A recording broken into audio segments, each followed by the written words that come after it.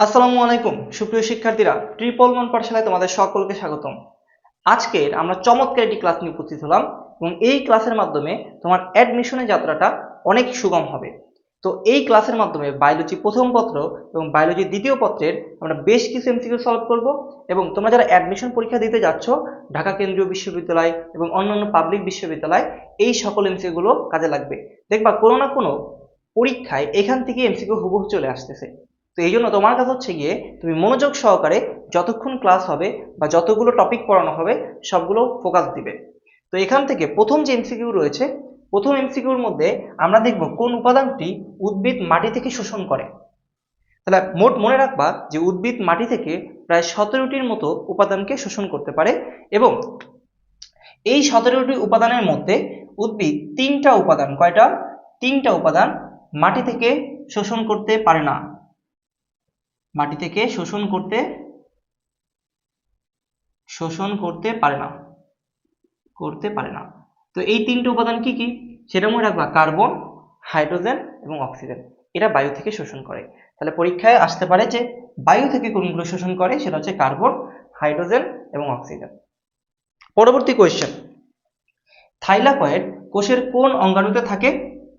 তো এই প্রশ্নের উত্তরটা হচ্ছে ক্লোরোপ্লাস্ট। এর সাথে আরো কিছু রিলেটিভ কোয়েশ্চেন পড়াবো আমরা। থাইলাকয়েড কোষের কোন অঙ্গাণুতে থাকে?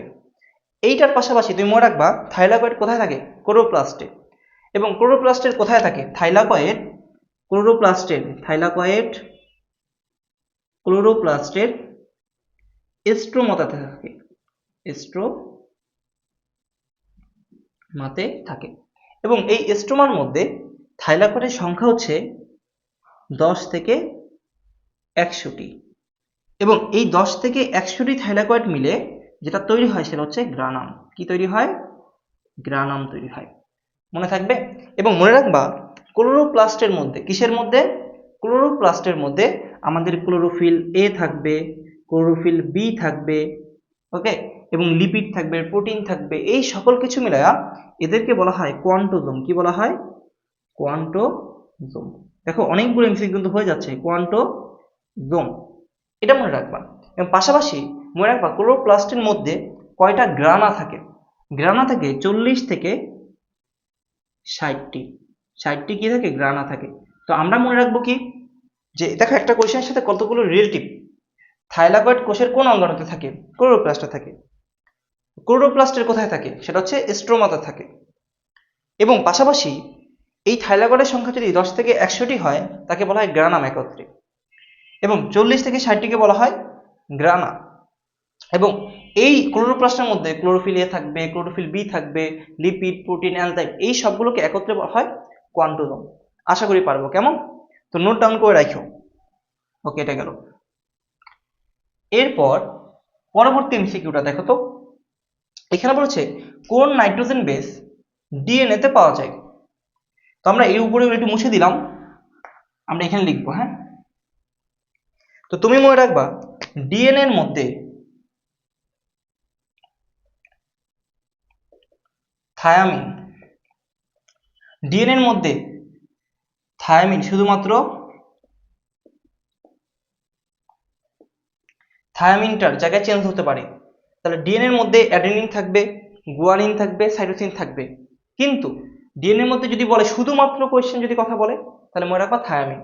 এবং এই যদি প্রশ্ন এরকমটা হইতো যে আরএনএ এর মধ্যে কে থাকে? আরএনএ এর মধ্যে কে থাকে ভাই? তো আরএনএ এর মধ্যে থাকে হচ্ছে গিয়ে uracil. Uracil uracil nitrogen base ক্ষার। মনে রাখো, এই কথাটা মনে রাখো। এটা গেল। তো এরপরে দেখো কোষ বিভাজন কোন পর্যায়ে ক্রসিং ওভার ঘটে? খুবই ইম্পর্টেন্ট কোয়েশ্চেন, এটা থেকে এবার আসবে, মিলাই নিও। আমি ভিডিও রেফারেন্স দিয়ে দিব, এই জায়গা থেকে এবার কোয়েশ্চেন আসবে যা পড়াবো এখন। কোষ বিভাজনের কোন পর্যায়ে ক্রসিং ওভার ঘটে? উত্তর কি? প্যাকাইটিন। তো এর সাথে কয়েকটা রিলেটিভ কোয়েশ্চেন পড়বো আমরা। তো কোষ বিভাজন, তাই না? তুমি মনে রাখবা যদি কখনো বলে লেপটোটিন, লেপটোটিনে কি হয়? লেপটোটিন, লেপটোটিন ধাপে পোলারাইজড বিন্যাস ঘটে।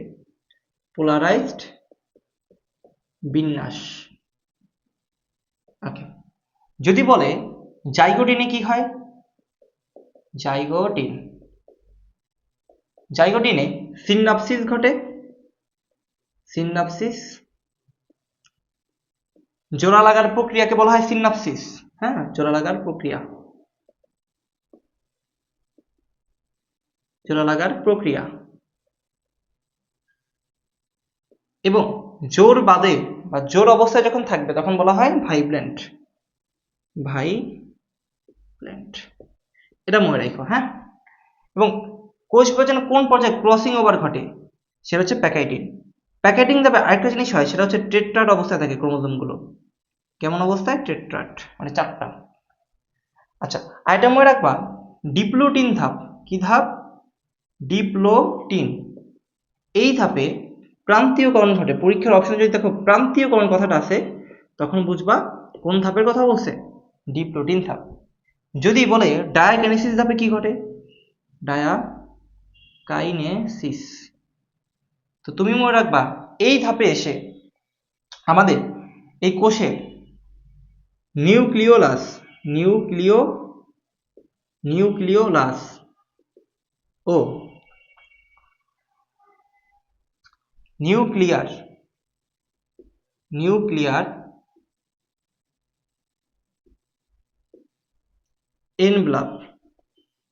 এনভেলাপ এর বিলুপ্তি ঘটবে, দেখো তো একটা এমসিকিউ থেকে রিলেটেড করে আমরা কতগুলো এমসিকিউ পড়ছি, খেয়াল করেছো? তো এইভাবে পড়তে হবে জিনিসগুলো, মাথায় নিও, ভালো করে মাথায় নিও, কেমন? এরপরের কোয়েশ্চেনটা দেখো, দ্বিনিষেকের ফলে উৎপন্ন শস্য কোন ধরনের? এটা ডিরেক্টলি মনে রাখবা, ট্রিপ্লয়েড। দ্বিনিষেকের ফলে উৎপন্ন শস্য কোন ধরনের? ট্রিপ্লয়েড। আর মনে রাখবা সাইকাস যারা রয়েছে, সাইকাস উদ্ভিদ, সাইকাস, হ্যাঁ, এদেরটা হচ্ছে হ্যাপ্লয়েড। এদেরটা কেমন? হ্যাপ্লয়েড। আশা করি পারবো। মনে রাখবা নগ্নবীজী উদ্ভিদ যারা রয়েছে, নগ্নবীজী উদ্ভিদ, এদের শস্যটা কেমন? এটা হচ্ছে হ্যাপ্লয়েড, ধরনের। ওকে, দেখো কতগুলো হয়ে যাচ্ছে না পাশাপাশি। তো এটা গেল। আচ্ছা, এরপরে খেয়াল করে দেখো তো, এখানে বলছে টিস্যু কালচারের জনককে। মনে রাখবা হাবার্ট ল্যান্ড। নাম কি? Hubbard land. এবং এই টিস্যু কালচারকে একটা নাম দেওয়া হয়েছে, যাকে বলা হয় ইন ভিট্রো কালচার। নাম কি? In vitro culture. Note down করে রাখো, হুবহু কোয়েশ্চেন কমন পড়বে, গ্যারান্টি দিচ্ছি। ভিডিওর রেফারেন্স দিব, যখন পরীক্ষার প্রশ্ন আসবে রেফারেন্স দিয়ে দিব, যে এই বোর্ড থেকে এই রিলেটেড কোয়েশ্চেন প্যাটার্ন থেকে আসার সম্ভাবনা সব থেকে বেশি। এবং মনে রাখবা এই যে এটা ইন ভিট্রো কালচার, এখন এই ইন ভিট্রো কালচার, এটা কেন ইন ভিট্রো কালচার বলা হইলো, অথবা এর নাম কেন টিস্যু কালচার বলা হইলো? কারণ দেখবা উদ্ভিদের বিভাজনক্ষম যে অঙ্গগুলো রয়েছে, সেই অঙ্গ থেকে, অর্থাৎ সেটা হতে পারে মুকুল, হতে পারে কক্ষ মুকুল, হতে পারে বা বর্ধিত মূল হতে পারে, এই যে কোনো জায়গা থেকে যদি আমি কিছু অংশ সংগ্রহ করি উদ্ভিদের, তো সেইটাকে রোগ জীবাণুমুক্ত করার যে প্রক্রিয়া, তাকে বলা হচ্ছে টিস্যু কালচার।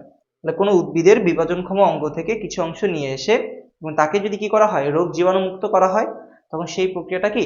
Tissue culture. এবং এটা কি আবিষ্কার করেছে? Hubbard land. এবং যার আরেকটা নাম হচ্ছে ইন ভিট্রো কালচার, অর্থাৎ টিস্যু কালচার একটা নাম কি? In vitro culture. ভালো করে মনে রাখো। আচ্ছা, এটা গেল। আচ্ছা, এরপর দেখো 7 নাম্বারটা, কোনটি ব্যাকটেরিয়া গঠিত রোগ নয়? মানে ব্যাকটেরিয়া গঠিত রোগ নয়, তার মানে কি? ভাইরাস জনিত রোগ। আমরা মনে রাখবো কয়েকটা ভাইরাস জনিত রোগ মনে রাখবো, ভাইরাস জনিত রোগ, এবং আরেকটা হচ্ছে ব্যাকটেরিয়া জনিত, ব্যাকটেরিয়া। তো ভাইরাস জনিত রোগ কি হবে? হাম, তারপর হচ্ছে পোলিও, জলাতঙ্ক, হ্যাঁ, এরপর হচ্ছে সোয়াইন ফ্লু, বার্ড ফ্লু, এগুলা মনে থাকবে। এবং ব্যাকটেরিয়া জনিত রোগ কোনগুলা? ব্যাকটেরিয়া জনিত রোগ সেটা মনে রাখবা যে এটা হতে পারে cholera, typhoid,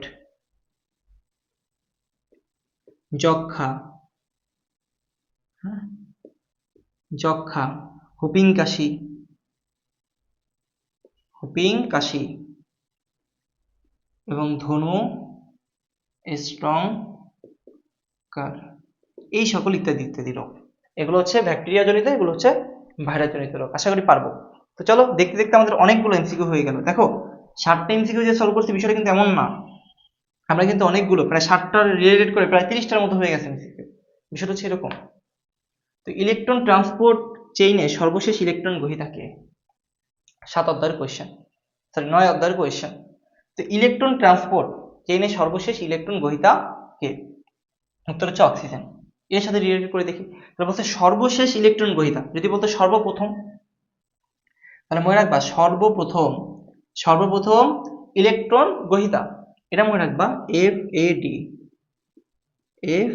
flavin adenine dinucleotide. আচ্ছা, যদি পূর্ণরূপ আসতো তাহলে বলতাম ফ্লাভিন অ্যাডেনিন ডাইনিউক্লিওটাইড। এবং এই ইলেকট্রন ট্রান্সপোর্ট সিস্টেমটা কোথায় হয়? সংগঠিত হয় কোথায়? সংগঠিত হয় মাইটোকন্ড্রিয়ায়।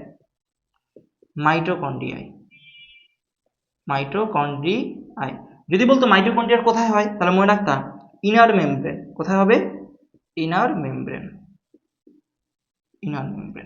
ইলেকট্রন ট্রান্সপোর্ট সিস্টেম মাইটোকন্ড্রিয়া হয়, কোথায় হয়? Inner membrane. সর্বশেষ অক্সিজেনে এবং সর্বপ্রথম ইলেকট্রন গ্রহণ করে কে? FAD। শেষ। এটা আশা করি পারবো, উঠাই নিও। হ্যাঁ, এগুলো থেকেই আসবে কোয়েশ্চেন ইনশাল্লাহ। আচ্ছা, এরপর মাঝখানে একটু কথা বলে নেই, তোমরা তোমাদের বন্ধুদেরকে মেনশন দিও এবং আগামীতে এরকম ক্লাস চাচ্ছ কিনা সেটা আমাদের কমেন্ট করে জানাবে। তোমরা যদি আমাদের অনুপ্রেরণা দাও, আমরা সামনে আগাতে পারবো। কেমন? 9 নম্বর, অ্যান্টিকোডন কোথায় অবস্থিত? মনে রাখবা অ্যান্টিকোডন থাকে আরএনএতে। এবং এই অ্যান্টিকোডন যেটা আছে, এই অ্যান্টিকোডন এক্স্যাক্টলি কোথায় থাকবে? সেটা হচ্ছে টিআরএনএ, যাকে বলে ট্রান্সফার আরএনএ। এবং এটা কত পার্সেন্ট থাকে? 15%। কত পার্সেন্ট? 15%, মনে থাকবে। এবং এই অ্যান্টিকোডন হচ্ছে, এই যে টিআরএনএ হচ্ছে 5 ধরনের। কয় ধরনের? 5 ধরনের। কয় ধরনের? 5 ধরনের। পরীক্ষা আসতে পারে। 5 ধরনের কি? এটা সংক্ষেপে মনে রাখার জন্য ছন্দ মনে রাখবো ATD। এটা এ দ্বারা মনে রাখবো অ্যামিনো অ্যাসিড। ওকে। এরপর মনে রাখবো অন্যবাহু বা অপর বাহু। হচ্ছে অ্যান্টিকোডন বাহু। এরপর এই টি দ্বারা মনে রাখবো টি বাহু। এরপর এই ডি দ্বারা মনে রাখবো ডি বাহু। কেমন? এই কথাগুলো মনে রাখবো, আশা করি পারবে। তো এটা গেল কোন প্রাণীটি দ্বিস্তরী। যদি পরীক্ষায় আসে, এই কোয়েশ্চেনটা খুবই ইম্পর্টেন্ট, অনেকবার আসছে। তো যদি বলে কোন প্রাণীটি দ্বিস্তরী, এই প্রশ্ন থেকে তোমরা মনে রাখবা যে দ্বিস্তরী প্রাণী হচ্ছে হাইড্রা। আরেকটা হচ্ছে মনে রাখবা জেলিফিশ। আরেকটা হচ্ছে সি অ্যানিমন। তাহলে এরা সবাই কি? দ্বিস্তরী, সি অ্যানিমন। এখন তাহলে ত্রিস্তরী কারা? মনে রাখবা প্লাটিহেলমিনথেস থেকে শুরু করে একবারে কর্ডাটা পর্যন্ত যারা রয়েছে, এই পর্যন্ত যারা রয়েছে সবাই হচ্ছে ত্রিস্তরী। কত স্তরী? ত্রিস্তরী। এরা হচ্ছে দ্বিস্তরী, আর এরা হচ্ছে ত্রিস্তরী। এবং যাদের কোনো স্তর নাই, স্তরবিহীন, তারা হচ্ছে প্রোটোজোয়া। এবং আরেকটা হচ্ছে পরিফেরা। খুবই ইম্পর্টেন্ট। তাহলে স্তরবিহীন কারা? প্রোটোজোয়া আর পরিফেরা। শেষ, আশা করি পারবো। এরপরে কোয়েশ্চেনে কি আছে?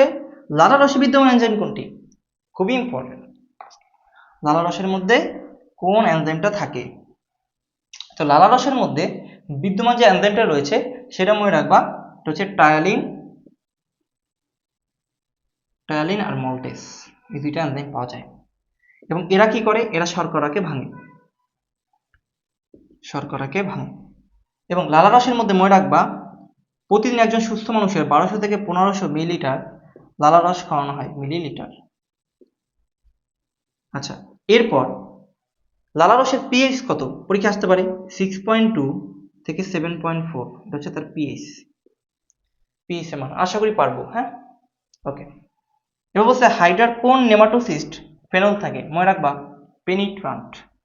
এটার আরেকটা নাম আছে, যদি পরীক্ষাটা থাকতো স্টিনোটিল।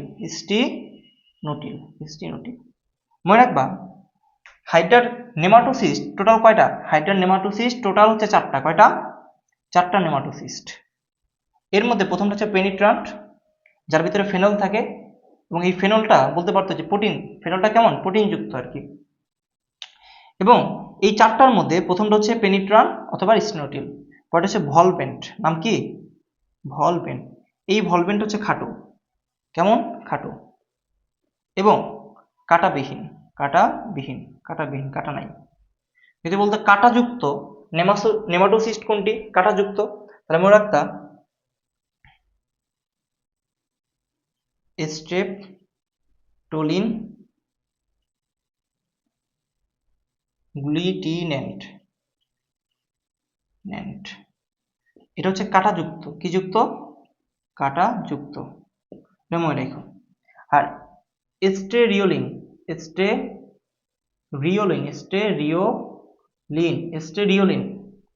গ্লুটিনেন্ট, এটা হচ্ছে কাটাবিহীন বা লম্বা। কাটাবিহীন। মনে থাকবে? আশা করি মনে থাকবে। কেমন? তো এই ছিল আজকের আমাদের ক্লাস।